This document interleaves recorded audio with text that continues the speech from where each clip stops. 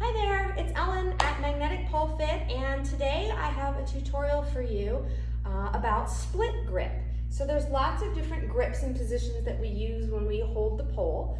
Split grip is the one where you have one arm up in what's usually called kind of a baseball grip, and the other hand down. So when you're in this grip, your body by necessity is going to be close to the pole.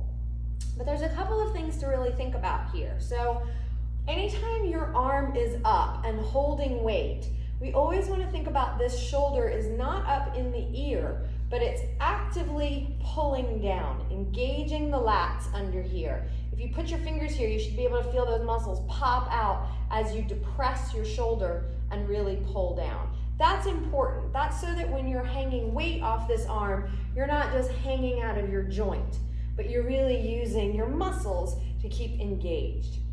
It's the same exact principle on this bottom arm. So my bottom arm isn't just here, letting my shoulder come up to my ear and kind of doing whatever it wants. Rather, same idea. This shoulder goes back and down, and I'm really squeezing the lats, those big muscles under the arm, so that they're gonna help take a lot of weight here.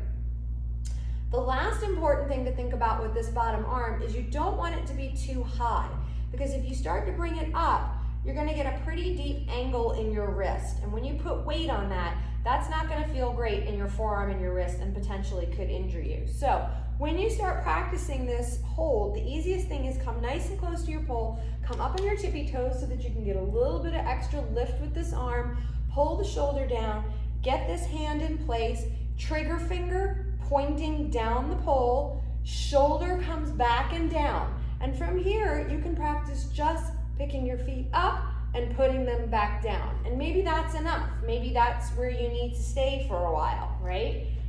Picking the feet up, putting them back down, making sure the shoulders are depressed on both sides. Once that starts to feel comfortable, maybe you want to try it even from a climb. It becomes a little bit harder because you need to find space for your bottom hand.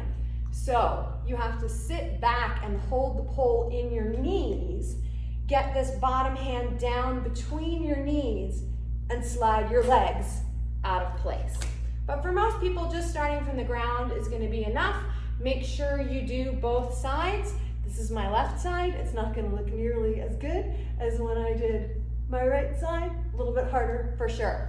If you're practicing this a lot and you're starting to get some pain in your forearms or your elbows, call it a day. You don't need to do this move for hours at a time. It is a lot of pressure in the muscles of the forearm and the wrist. But split grip, really, really useful grip that we do lots of things both up the pole and from the ground in.